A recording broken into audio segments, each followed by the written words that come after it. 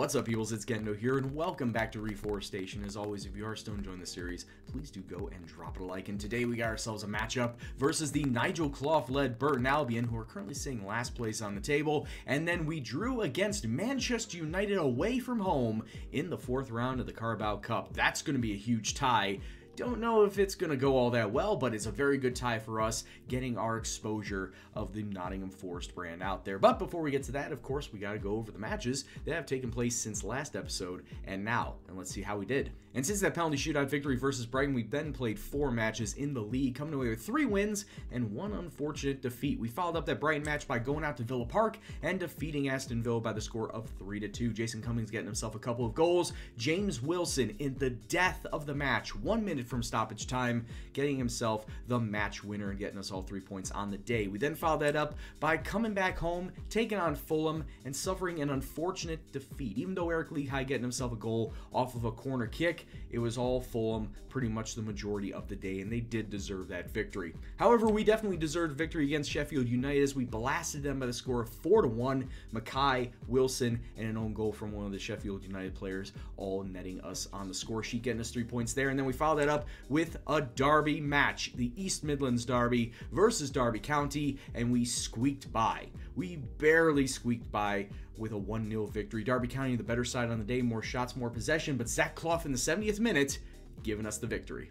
So 9 more points to add to the tally, and that pushes us up into 3rd place now, with only Wolves and Sheffield Wednesday sitting ahead of us. Wolves beating us by 3 points at this point in time. It is also nice to see that even though Jason Cummings hasn't scored in the last couple of matches, he still leads all goal scorers with 9. As you can see, Vaughn and Noah Dicko both with 7. Jason Cummings still going to get the job done, I feel, with this season. He has been a most prolific scorer for us. Let's see if he can continue that on today versus Burton Albion. So I feel like the conditions are perfect for me to try and experiment with this squad. We're taking on Burton Albion, who are sitting in the last place in the league. We are at home. That feels like it's the perfect storm to try and experiment with this squad, and I'm going to be utilizing a 4-3-3 with 3 out-and-out strikers this time around, because why not? Want to see how much goal-scoring potential is within this squad. So that being said, we're going to have Stephen Henderson in net today because he is coming back off his injury, and I want to get him some match fitness. We got Lehigh, Hobbs, Mancien, and Fox along the back line. Our 3 midfielders would be Chris Cohen,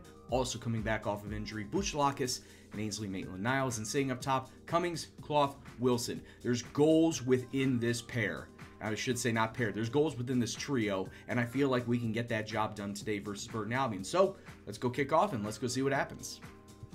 So Burton Albion are going to be coming out in a 5-3-2, a little bit defensive-minded, but, well, when you take a look at our lineup, they're going to try and mitigate as much of the disaster as possible, try and stop and halt every single attack that we can come out with. It just means that we need to find creative ways to get around their defense.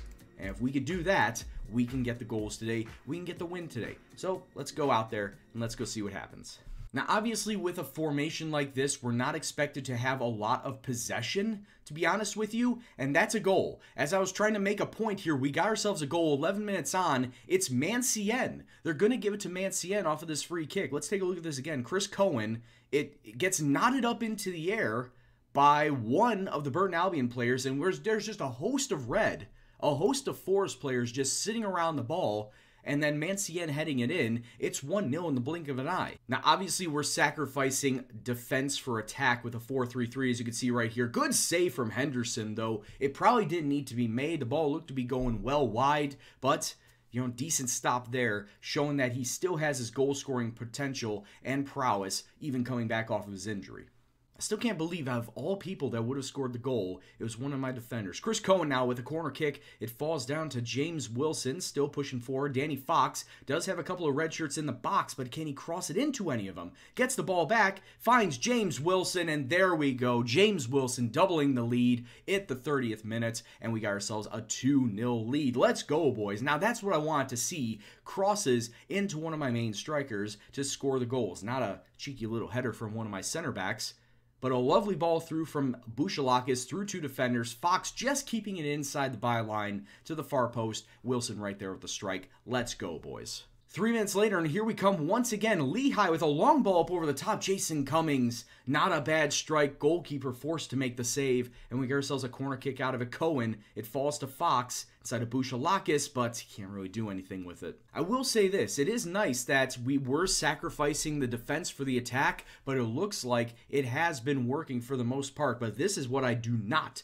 want to see, and that is James Wilson going out injured. So of course I do have Daryl Murphy who could fill in for that role. We're of course going to put him as a target man, but I just do not want James Wilson to be out for a long period of time. We still don't have Velios back. Velios is still like 2 months away from his recovery, so if James Wilson goes out for a long period of time, we might be screwed, and we might not be utilizing this formation anymore. It could just go back to the 2-striker front. But as we come to halftime, we're doing extremely well. 2-0 victory. 2-0 victory. I'm getting ahead of myself. 2-0 lead, and I'm very happy with how everything is going. Just go out there for the second 45, come away with the victory. Free kick, Chris Cohen's coming inside, and is it going to be a penalty? It is! It is, in fact, going to be a penalty, and Jason Cummings is going to step up to the spot. Can he make it 3-0 to Forest and put this match to bed on his left peg into the left side of the net? That's his double-digit goal-scoring tally for the season. 10 goals for Mr. Cummings, and it's 3-0 to Forest. Lovely stuff. Like I said, this game is pretty much in the bag now.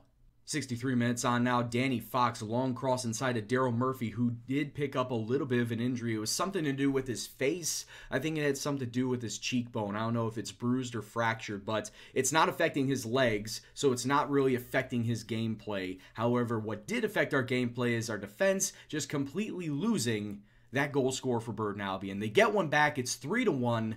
It was a decent ball up over the top, not going to lie, from Warnock to Varney to Murphy on their side.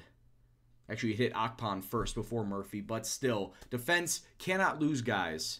And now, once again, Daryl Murphy, as I was talking about, he fractured his cheekbone, and now he's out completely injured. So, wonderful stuff here at this point in time of the game. Not something that I want to see. We're going to throw Jamie Ward up in here, which honestly is not the best thing, but we're going to have to work with it. So, we got James Wilson out injured. Daryl Murphy now out injured. So it's like the game hates my strikers is what it's showing me. The game does not want me to have any decent strikers for this season. Can't make it easy for me on this season. But with 20 minutes left to go now, here come Burton Albion on an attack because, well, they're smelling blood in the water. They got a goal, and now they're going to get a second. He's offside. There's no way that's going to count. They're going to count it? They're going to count that. He was offside. The ref completely missed on this one. He was offside. Look at him. He is way offside. Now he's back on. He's back on. He's back. He's off. Mason was off. The refs missed this one. Once again, it's another tale that we have given the possession all to our opponents, and I don't know if we were snatching at chances or anything, but we've taken a lot of shots. A lot of them have been on target, and we were just fortunate enough to score goals. 6 minutes of stoppage time, I'm sure, because of all the injuries that happened in this match. But from what it looks like, we are going to escape with this 3-2 victory. I say escape. We are up 3-0 at one point in time and cruising. And then all of a sudden, the injuries to our strikers completely throw everything out of whack. So it's nice that we got the win. I'm going to tell the boys it was a really well-fought victory. But now I'm concerned about my striking situation. What's wrong with James Wilson? What's wrong with Daryl Murphy? Daryl Murphy's out 4 weeks. James Wilson out 3 weeks at max. It's not good because we're obviously not going to have them for the Manchester United match, even though obviously Manchester United was going to be hard, even with those guys. But not having that striking option is really going to hurt us versus them. Oh, this is going to be so bad. Let's see who we can cobble together. All right, and this is what the lineup's going to be like for our trip to Old Trafford to take on Manchester United. It's going to be offset 4-4-2 with Shea Given back in between the sticks. Nathan Phillips is going to be making his debut at center back with Deriqua, Mancien, and Fox rounding out the back line. The 3 midfielders will be Traore, Bouchalakis, and Ainsley Maitland-Niles, with, of course, Barry Mackay pushing up into that attacking right mid-side role. And the 2 strikers, the only 2 strikers that we have today, Zach Clough and Jason Cummings. And take a look at what Manchester United are going to be coming out with. They have a very veteran back line and center mid, but when you move up to the front 4, they're all young players. Jesse Lingard, Marcus Rashford, 2 of the forwards, but then you see Callum Gribben, very young 18-year-old Callum Gribben, and this guy, T. Chong, who I've never heard of before, Tahith Chong. He is only 17 years old, but he's going to be making his debut in a Manchester United jersey. Never heard of him at all before. Where did he come from before Manchester United? He was at Feyenoord 2 seasons ago. So, okay, let's see what he does, and let's see if we can be able to stop him going down that right-hand side wing. So coming out into the theater of dreams, as you can see here, a lot of the young players never have played at Old Trafford ever before. So hopefully the spectacle and the grandeur of it all just doesn't get to them. Hopefully they could play as well as they possibly can. Maybe even get a goal versus the Manchester United side. I don't know. We're not expected to win. Let's just give it our best. So far, after 15 minutes, though, we are just looking the weak side, as you would have expected. Only about 37% possession, actually now 35%. And here comes Manchester United. What a lovely shot, but Shay Given with the stop.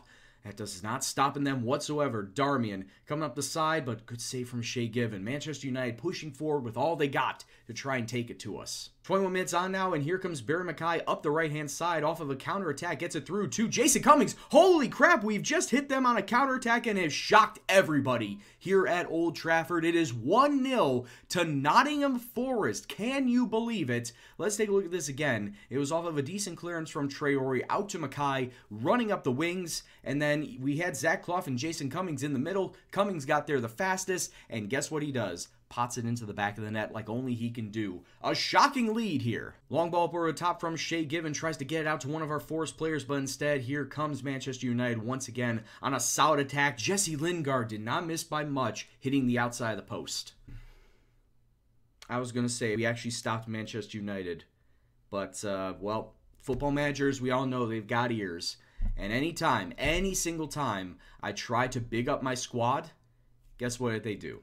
They completely stick it in my face. So it's 1-1 now. Michael Carrick off of that lovely strike. And now here comes a highlight off of the kickoff, which usually ends badly for me, but it looks like it's going to end well for us. Oh, Cummings, you got to do better than that. 2 minutes of stoppage time on the clock. Lovely ball up over the top. Cummings, he's got Clough in the middle. He does so, and Zach Clough has just put us into the lead right before halftime. Lovely stuff. Lovely ball up from Traore. I should say, yeah, it was Traore. Bouchalakis to Traore, up over the top. Jason Cummings with his pace. Zach Clough with his finishing. And once again, stunning the Old Trafford crowd into silence. And I'm just messing words up now. Stunning the Old Trafford crowd into silence as we take the lead going into halftime. There is still one thing, though, that I'm going to be changing up, and that is, of course, Dariqua has not been playing his best, so he's going to be subbed out for Eric Lehigh. But for everybody else, boys, I'm happy. One of the stellar things that we've had today. 6 shots, 3 on target. We could get ourselves another chance right here. Traore crosses inside, falls to Mackay. There's several Manchester United shirts. They can't stop the ball. It goes to Zach Clough, and he got himself a brace. It's 3-1 to Nottingham Forest. I can't believe it. Absolute scenes here at Old Trafford right now as we are stunning the Red Devils into probably going to make as many mistakes as they possibly can, foul the hell out of us to try and get back into this match. But this has been some lovely passing in and around this Manchester United back line. And as I just said, we may not have a lot of the ball, but every single time that we get ourselves into an attacking position, we have made the most of it. 67 minutes on the clock now. Ball out to Traore, back to Bouchalakis, looking once again to try and find that nice long ball up over the top to one of our 2 strikers. But now Manchester United are clamping down on us. Bouchalakis over to Fox, though. Look for that overlap. Falls to Cummings. It's a penalty. It's a penalty, boys. A bloody penalty. And Jason Cummings is going to step up to take it. Can he make it 4-1? Essentially putting this match to bed. And he does. Sergio Romero dives the wrong way. Jason Cummings putting it into the right side of the net. It is Manchester United 1. Nottingham Forest 4. Can you believe it? And this is a mostly veteran side for the Red Devils. How are they letting this happen? Can you absolutely believe it? And Shay Given has now picked up an injury, sprained wrist, so he's more than likely going to be out for the next 2 to 3 weeks. That's okay. I'm fine with it. We are moving ourselves on to, what's it, the quarterfinals of the Carabao Cup? Some place that we never thought would have been possible. At the very start of this season, we have beaten Manchester United, and we are into the quarterfinals of the Carabao Cup. Holy crap, boys. One thing we do got to worry about, though, is Shay Given is going to be out for 12 days with that sprained wrist. We're, of course, going to leave it to the physio. So he's going to miss a couple of matches. That's okay. Steven Henderson, like I said, coming back, and he looks to be a suitable backup for Shay Given. So no love lost there. No worries on that front.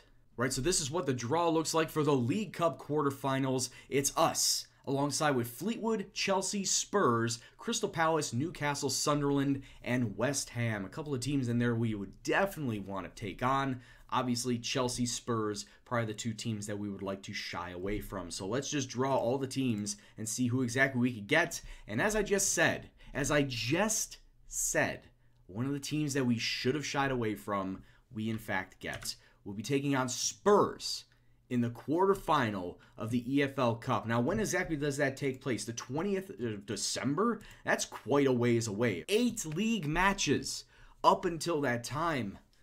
Oh, boys. Please let me know in the comment section below if you want me to play all these 8 matches off camera just to get to the Spurs match in the quarterfinals of this cup, because I would not be opposed to that, because this is a big match. I thought the Manchester United match was big. This Spurs match is just as big. But anyway, guys, I hope you did enjoy this episode. I certainly did, with the shock victory over Manchester United. And if you did like it, please do go and drop it a like, share with all your friends, and of course, if you're new to the channel, subscribe if you want to see more FM18 content, if you want to leave a comment on what you saw today, or just the episode, or just the series in general, excuse me, please leave it in the comment box below. But anyway, guys, I've been Gendo, and you have been awesome, and I'll see you next time. Take care, and peace out.